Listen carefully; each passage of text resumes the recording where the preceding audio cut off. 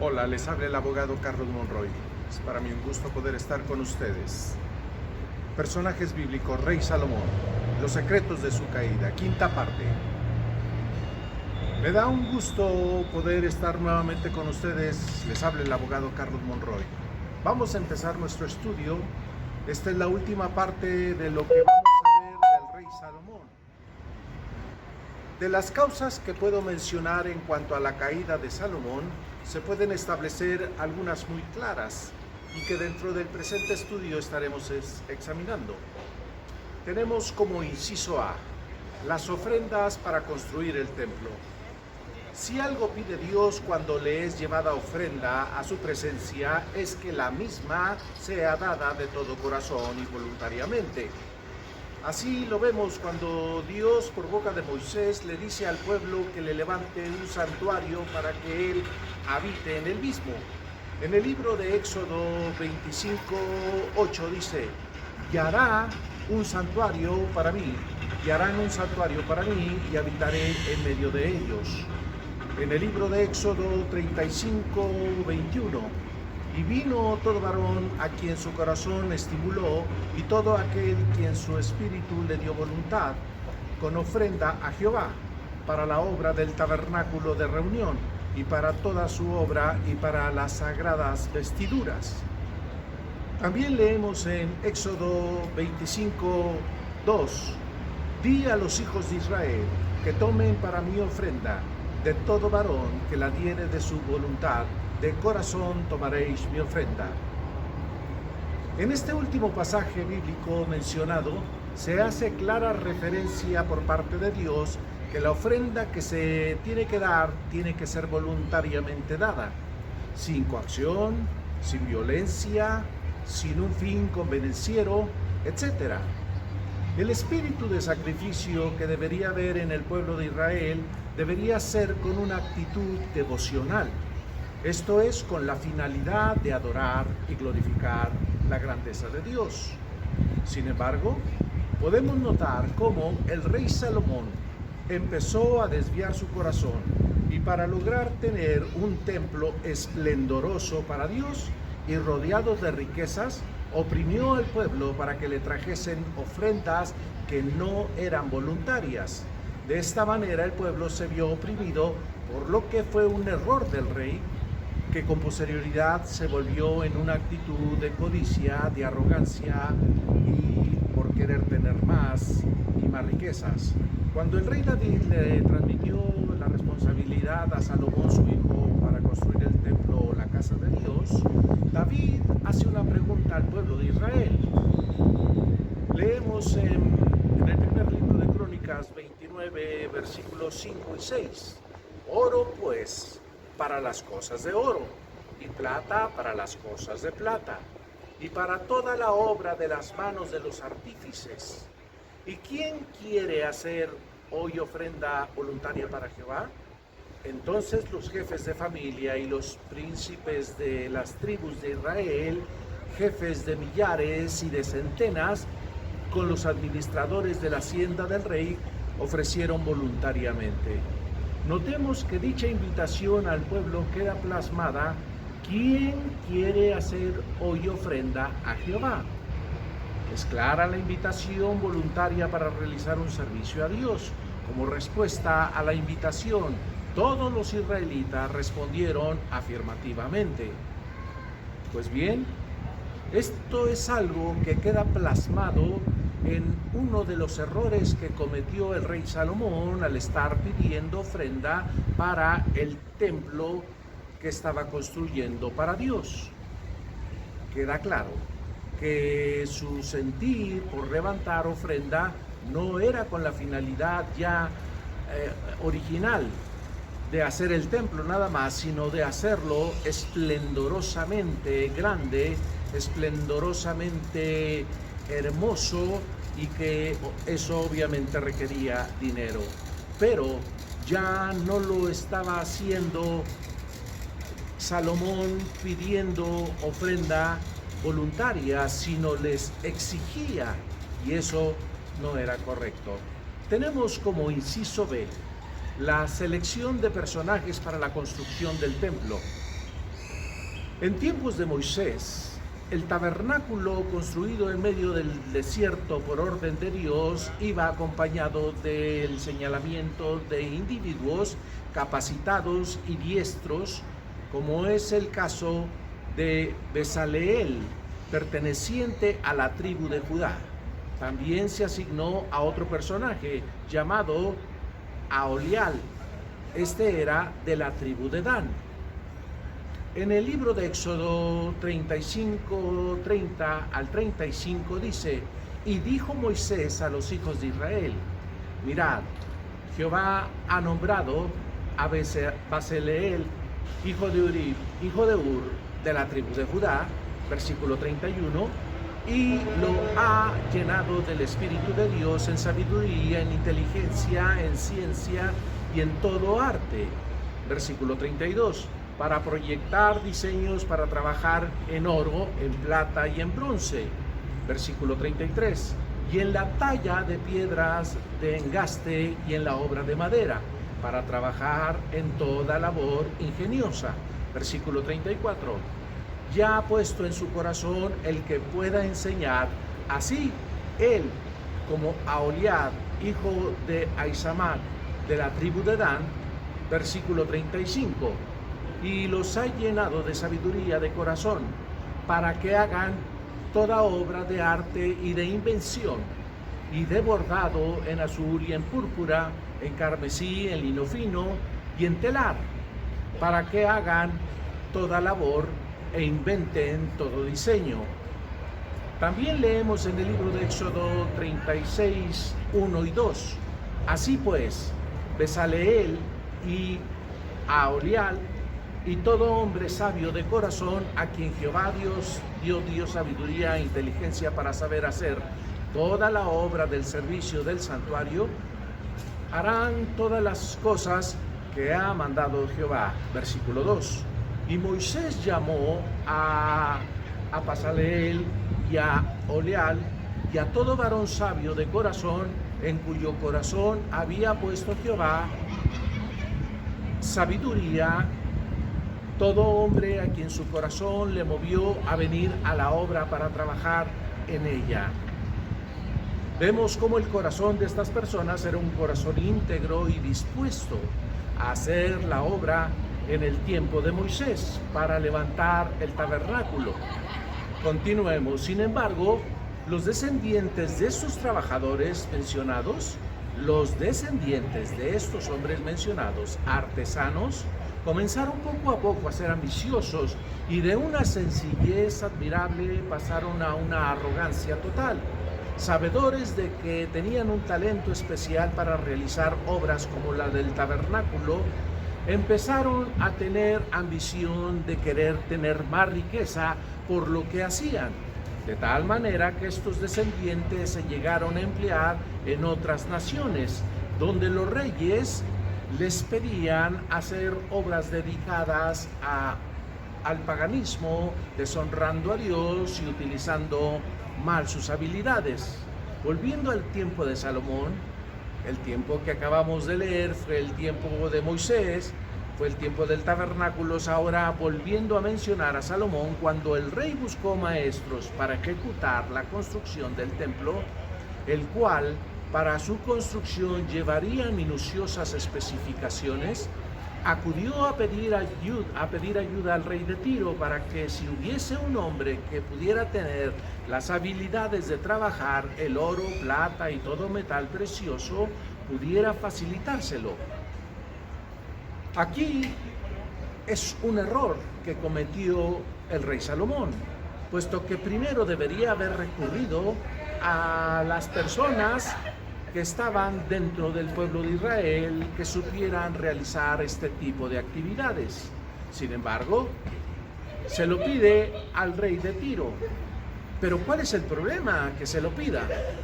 El problema es que los personajes que escogió el rey de Tiro eran personajes que se dedicaban a hacer también otro tipo de obras, que eran obras para esfinges paganas, estatuas, monumentos, que eran para adorar a otros dioses. Y esto obviamente no era correcto, puesto que para Dios se necesitan manos íntegras, manos puras, que hagan y realicen obras con manos santificadas. Y los hombres que mandó pedir el rey Salomón al rey de Tiro eran personas que, si bien eran preparadas, y vamos a ver cómo, eran personas que descendían de aquellos hombres que hacían obras en el tiempo de Moisés. Sin embargo, su descendencia se empezó a cotizar, porque sabiendo hacer bien estas artes, se empezaron a cotizar con otros pueblos y hacer actividades para hacer imágenes paganas. En el segundo libro de Crónicas, capítulo 2, versículo 7, envíame pues ahora un hombre hábil que sepa trabajar en oro, en plata, en bronce, en hierro, en púrpura, en grana y en azul, y que sepa esculpir con los maestros que están conmigo en Judá y en Jerusalén, los cuales dispuso mi padre. Se fija cómo si había en Judá y en Jerusalén maestros que estaban con Salomón, maestros que están conmigo, dice la Biblia, serán maestros. Si eran maestros es porque eran capaces, eran útiles, eran suficientemente aptos o capaces para realizar obras artesanales. Por tanto, ante esta petición, el rey fenicio le envió a un hombre llamado Hiram. Veamos quién era Hiram. En el segundo libro, el libro de Crónicas 2, 13 y 14, yo pues te he enviado un hombre hábil y entendido, Hiram, hábil. Versículo 14, hijo de una mujer de las hijas de Dan. Aquí vemos que pertenecía a la ascendencia de aquellos hombres que hicieron la obra del tabernáculo con Moisés. Continuando, mas su padre fue de Tiro, la madre era israelita, el padre no lo era, el cual sabe trabajar el oro, plata, bronce y hierro, en piedra y en madera, en púrpura y en azul, y en lino y en carmesí. Asimismo sabe esculpir toda clase de figuras y sacar toda forma de diseño que se le pida, con tus hombres peritos y con los de mi señor tu padre. Este Hiram era descendiente por la línea de su madre, de Aholiab, quien muchos años antes había participado en la construcción del tabernáculo en el tiempo de Moisés. Reconociendo sus habilidades y sabiendo que venía de parte del rey de Tiro, Hiram no tuvo reparo en exigir un salario bastante elevado, contrario a sus ascendientes, a Aholiab, quien ofrendó su conocimiento de manera voluntaria a Dios para la construcción del tabernáculo.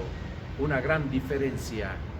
Originalmente sus ascendientes lo hicieron de manera gratuita, de manera voluntaria.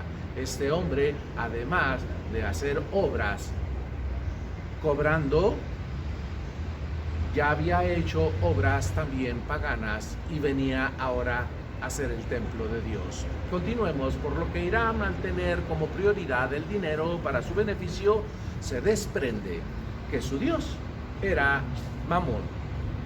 Y no estoy diciendo una grosería. Mamón era una deidad de las riquezas y codicias dentro del pueblo pagano.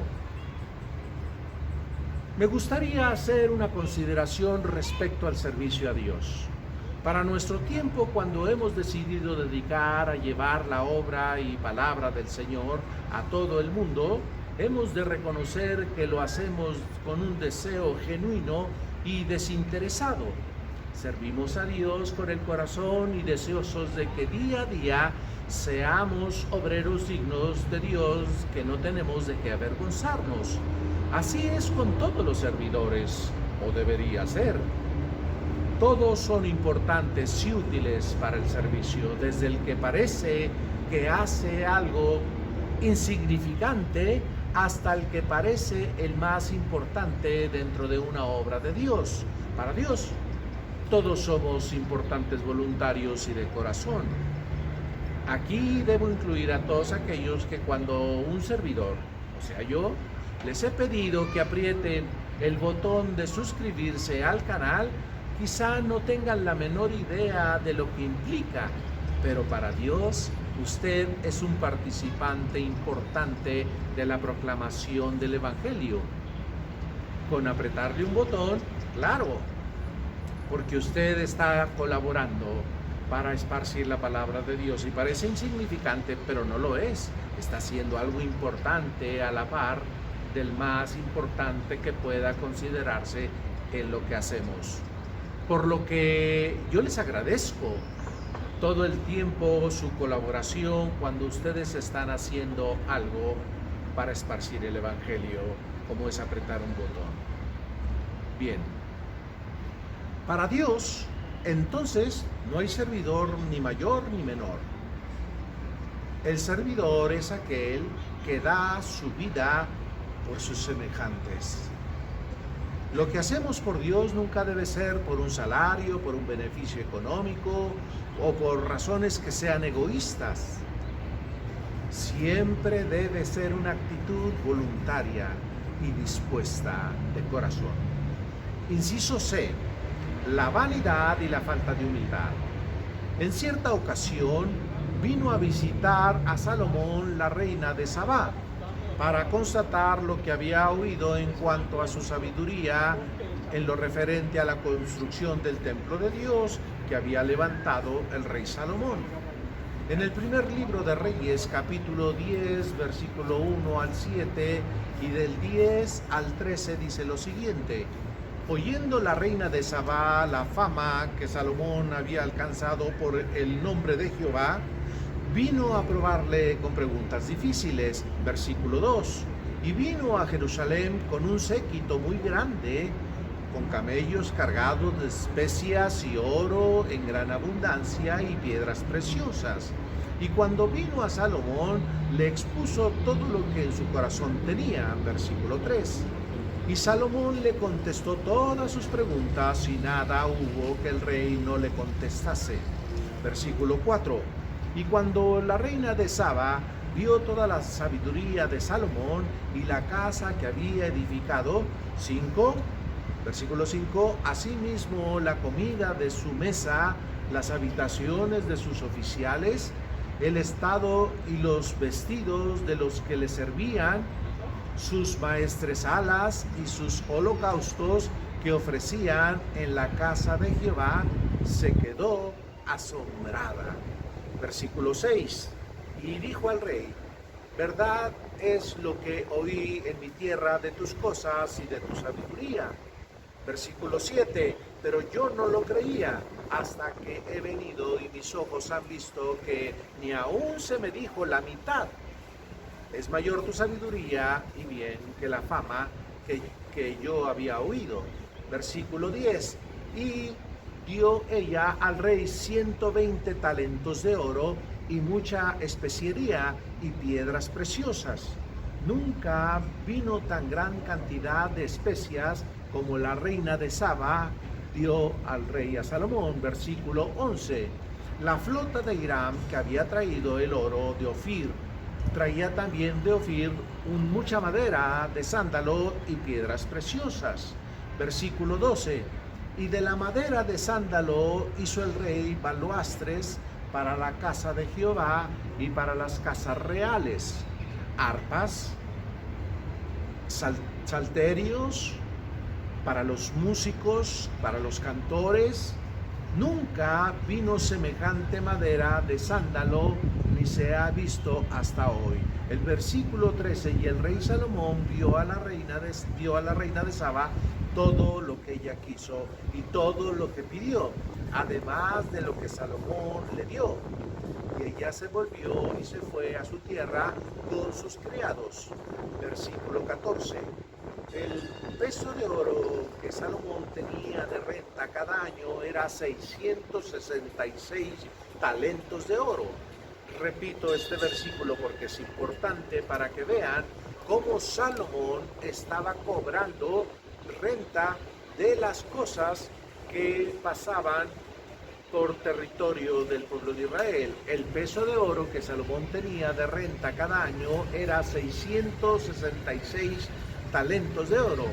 Versículo 15, sin lo de los mercaderes y lo de la contratación de especias y lo de todos los reyes de Arabia y de los principales de la tierra. En el segundo libro de Crónicas, capítulo 9, 1 y 2, dice prácticamente una repetición de lo que acabamos de oír en el pasaje anterior. Oyendo la reina de Saba la fama de Salomón, vino a Jerusalén con sus séquitos muy grande, con camellos cargados de especias aromáticas, oro de abundancia y piedras preciosas para probar a Salomón con preguntas difíciles. Y luego que vino a Salomón, habló con él todo lo que en su corazón tenía, pero Salomón le respondió a todas sus preguntas y nada hubo que Salomón no le contestase. Ante todas las preguntas hechas por la reina de Saba, a Salomón no quedó más que extasiada de tanta sabiduría.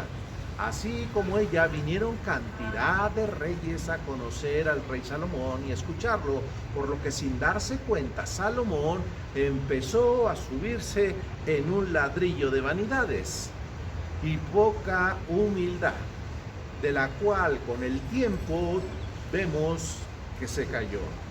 La gloria que daba el rey a Dios lo confundieron con tantos honores con que los gobernantes lo trataban o lo adulaban a él, aunado a las riquezas que traían como parte de los presentes. La adulación de expresar por parte de los reyes de que el templo levantado era conocido como el templo de Salomón y no de Dios, que llegado el momento, el rey no perdió oportunidad de manifestarlo, que el templo, casa de Dios, había sido edificado por él. Era una pequeña expresión, pero en ella se estaba demostrando que su vanidad había llegado a tanto, su orgullo y su vanidad, su presunción había llegado a tanto que decía que el templo se llamaba el templo de Salomón y no el templo de Dios. En el segundo libro de Crónicas 6:33, tú oirás desde los cielos, desde el lugar de tu morada, y harás conforme a todas las cosas por las cuales hubiere clamado a ti el extranjero, para que todos los pueblos de la tierra conozcan tu nombre y te teman, así como tu pueblo Israel, y sepan que tu nombre es invocado sobre esta casa que yo he edificado. ¿Se fija? Que yo he edificado, dice Salomón. En la parte final del versículo dice orgullosamente que la edificación fue hecha por él. Dios pide que su pueblo en todo lugar y en todo tiempo muestre una actitud que sea correcta, que sea de sencillez, que sea de humildad, reconociendo y exaltando en todo momento a Dios. Salomón ya no lo estaba haciendo. En el libro de Jeremías, capítulo 9, versículo 23 y 24, así dijo Jehová: no se alabe el sabio en su sabiduría, ni en su valentía se alabe el valiente, ni el rico se alabe en sus riquezas. Versículo 24, mas alábese en esto el que se hubiere de alabar, en entenderme y conocerme que yo soy Jehová, que hago misericordia, juicio y justicia en la tierra, porque estas cosas quiero, dice Jehová. En el libro de Salmos 69:30 dice: alabaré yo el nombre de Dios con cánticos, lo exaltaré con alabanzas. Me gustaría resaltar un contraste que pudiéramos hacer. entre la forma de vida que estaba llevando Salomón y la arrogancia en que estaba viviendo, y la de Jesús, el Hijo de Dios. Cuando éste, siendo encarnado y anduvo aquí en la tierra, Jesús, hay una expresión en Mateo 8:20 que dice Jesús le dijo: las zorras tienen guaridas y las aves del cielo nidos, mas el Hijo del Hombre no tiene donde recostar su cabeza. Mientras Salomón vivía en el esplendor, vivía entre las riquezas, entre monumentales edificios, Jesús estaba expresando cómo él en ocasiones no tenía ni dónde recostar su cabeza. Había una gran diferencia, un hombre exaltado y un Jesús, el Hijo de Dios, humilde, sencillo. Inciso D. Las mujeres de Salomón. Como vimos en el capítulo anterior, el rey Salomón hizo traer mujeres atractivas a su presencia, venidas de Egipto, Fenicia, Edom, Moab y muchos otros más lugares. Su número se cuenta por centenas. Sin embargo, la influencia que ejercieron en él fue tal que lo indujeron a participar en sus cultos paganos e idólatras. Así leemos en diferentes pasajes cómo él estuvo trayendo mujeres de otras naciones, inclusive se llegó a casar con una mujer egipcia, la hija de Faraón.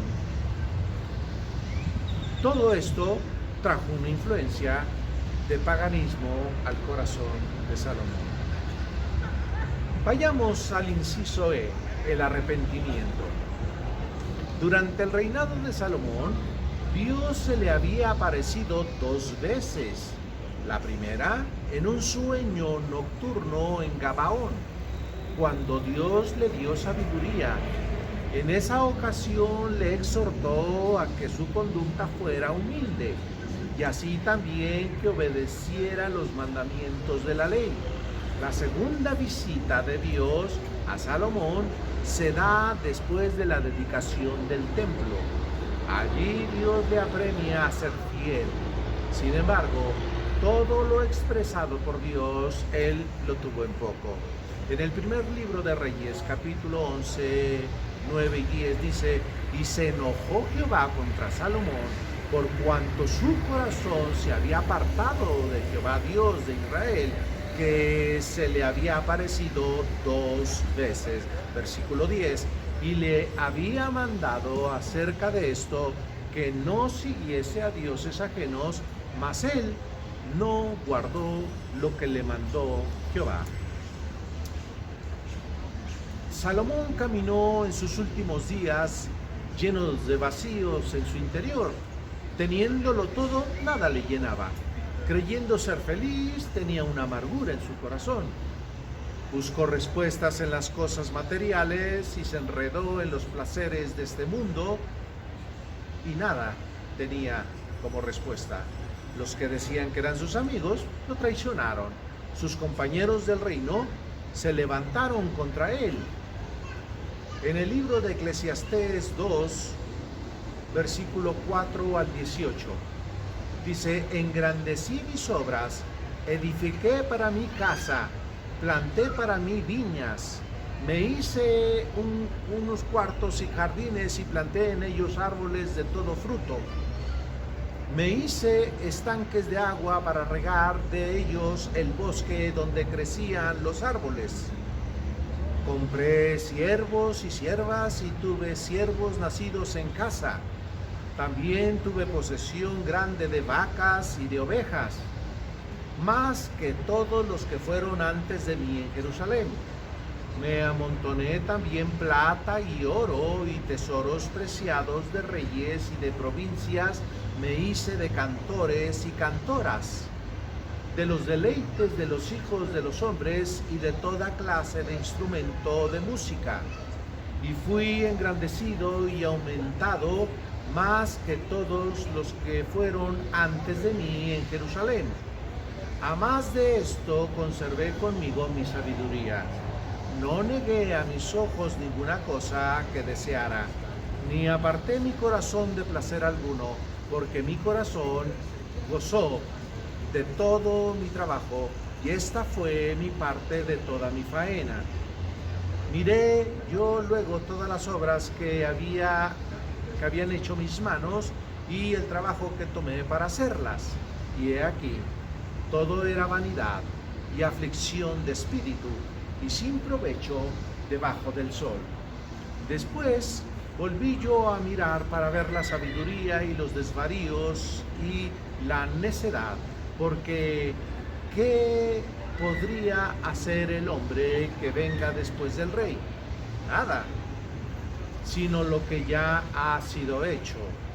Y he visto que la sabiduría sobrepasa a la necedad, como la luz a las tinieblas. El sabio que tiene sus ojos en su cabeza, mas el necio anda en tinieblas. Pero también entendí yo que un mismo suceso acontecerá al uno como al otro. Entonces dije yo en mi corazón, como sucederá al necio, me sucederá también a mí. ¿Para qué pues he trabajado hasta ahora por hacerme pasar yo? Y dije en mi corazón que también esto era vanidad, porque ni del sabio ni del necio habrá memoria para siempre, pues en los días venideros ya todo será olvidado, y también morirá el sabio con el necio. Aborrecí por tanto la vida, porque la obra que se hace debajo del sol me era fastidiosa. Repito este versículo, aborrecí por tanto la vida, porque la obra que se hace debajo del sol me era fastidiosa, por cuanto todo es vanidad y aflicción de espíritu. Asimismo aborrecí todo mi trabajo que había hecho debajo del sol, el cual tendré que dejar a otro que vendrá después de mí. Realmente el corazón de Salomón estaba muy dañado. Expresaba una carga de soledad, de tristeza, de cansancio, de autocompasión. Él mismo se sentía culpable y él mismo sabía que era culpable y sabía que su obra y su vida ya no valían tanto para amar a Dios. El pecado estaba manifestándose y lo hacía hablar de esta manera. Pero como podemos notar, por la misericordia de Dios, no se apartó del rey Salomón. Y cuando hablo de su misericordia, no estoy diciendo que consintió en sus actitudes, sino que lo reprendió en distintas ocasiones, le envió castigos y enemigos que lo hicieran reaccionar. Permitió que estos enemigos lo pudieran atacar y debilitaran su reino para ver si reaccionaba.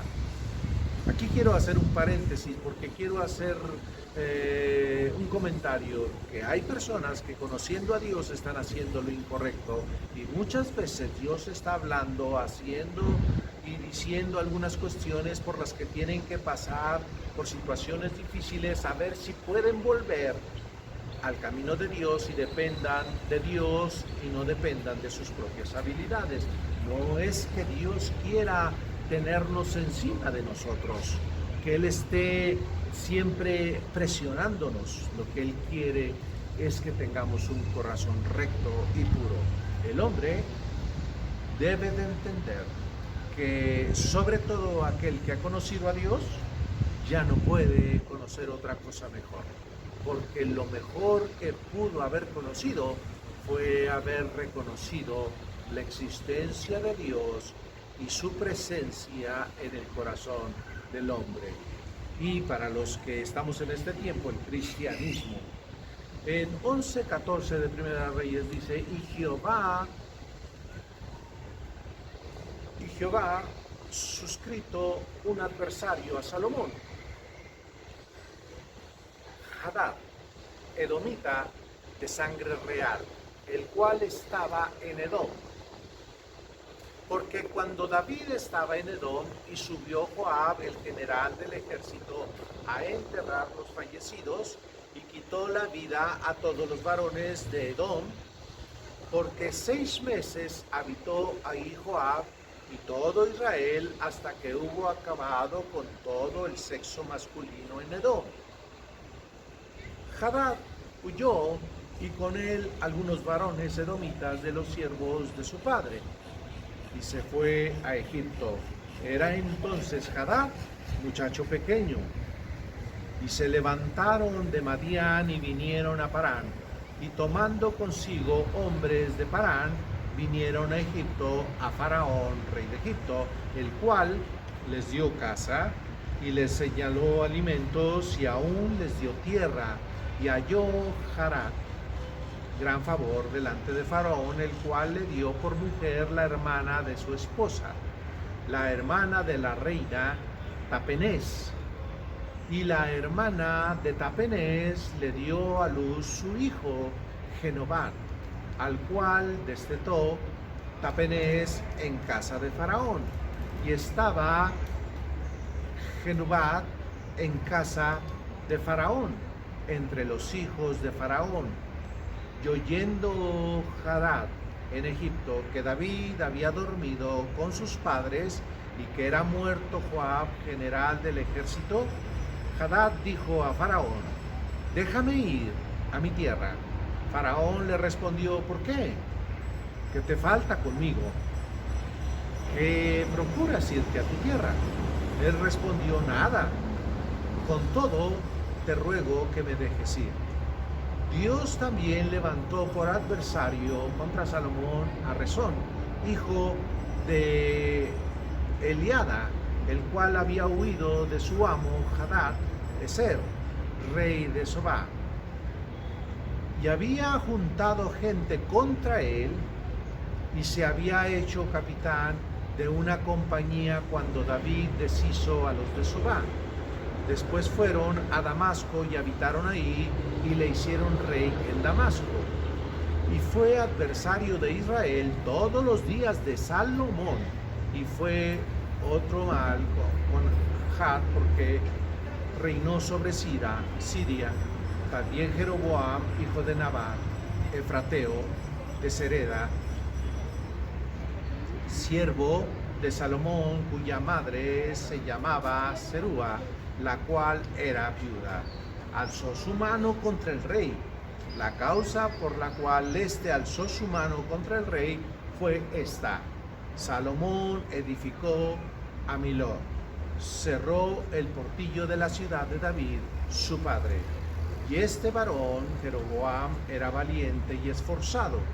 Y viendo Salomón al joven que era hombre activo, le encomendó todo el encargo de la casa de José.